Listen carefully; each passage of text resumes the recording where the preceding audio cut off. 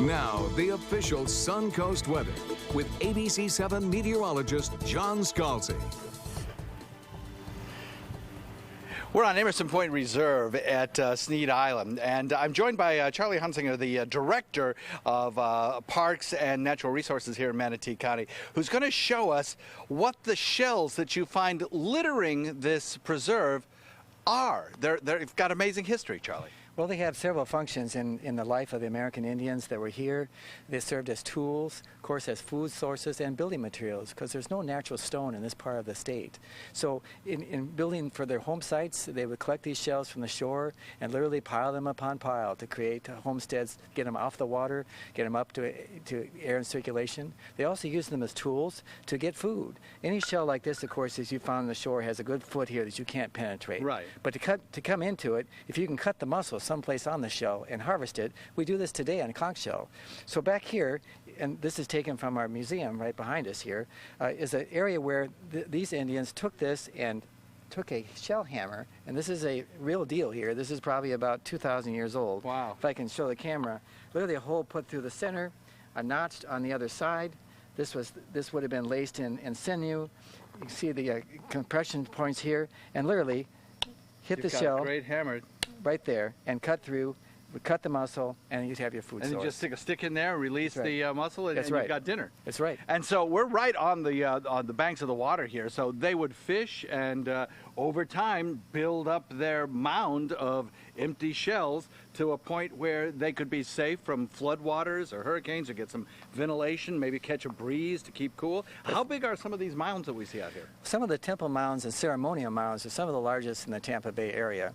And due to the good conservancy of the families who lived here, they did not want to convert them for road building material, which was the common use of many of the shell middens that we have in Southwest Florida. But for us here, they were saved by the families, and now under county ownership, we can celebrate their history. And they go 20-foot high. Yes, so. Some of the mounds, the ceremonial mound here is about approximately 20 feet high, about 120 feet across the top by 50 feet in a good dome. It's great, and you've got great walkways. You can take paths back here, guided tours. It's really fascinating. Charlie, thank you very much. We'll see you again soon. Okay. Okay, let's take a look at weather right now. Currently, we have temperatures outside that are mild. They're coming in at 81 degrees with a dew point of 55. Southwest wind has already started, and that's going to keep the coast a bit cooler, but inland temperatures, they'll definitely be in the mid-80s today.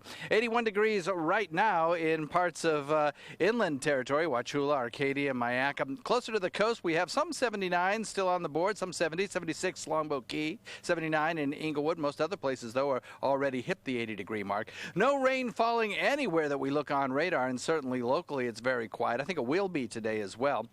Satellite view not showing much in the way of any kind of cloud cover, just some fair weather clouds across the region. High pressure, the dominant weather feature, once again today, building in from the Atlantic, nosing in over the deep south and the Florida Peninsula, bringing us fair skies, and a general southeasterly wind flow underneath the belly of that high pressure ridge will continue to slowly increase moisture over the area over the course of the next several days. I think by the time we get to midweek, you will notice that the afternoons will definitely feel a bit more humid. But for today, sunshine, fair weather clouds, a few of them, though they're mostly going to be in inland areas. We'll have increasing midweek humidity, and we'll maybe see an isolated shower this week in inland areas mostly. Southeast wind switches to the southwest at about 10 knots, and then stays west during the evening hours at about 10 knots. That should bring you a light chop with 2-foot seas. Tidal information, we have a high tide coming our way at 2:05. I think we had a low tide this morning at about 8 o'clock. Another low tide follows this evening at 10:48, the only two left of the day, followed by another high tide after midnight at 5:33. So we look for some pleasant weather today and for the next several days, with slowly increasing humidities noticed mostly in the afternoon feels-like temperature, but also in the nighttime low temperatures will start to rise a little bit.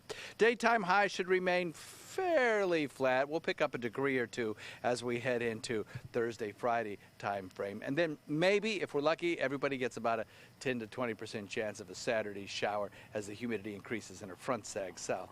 We'll talk all about the further forecast and introduce you to some other parts of this wonderful island and preserve in just a few minutes. Back to you.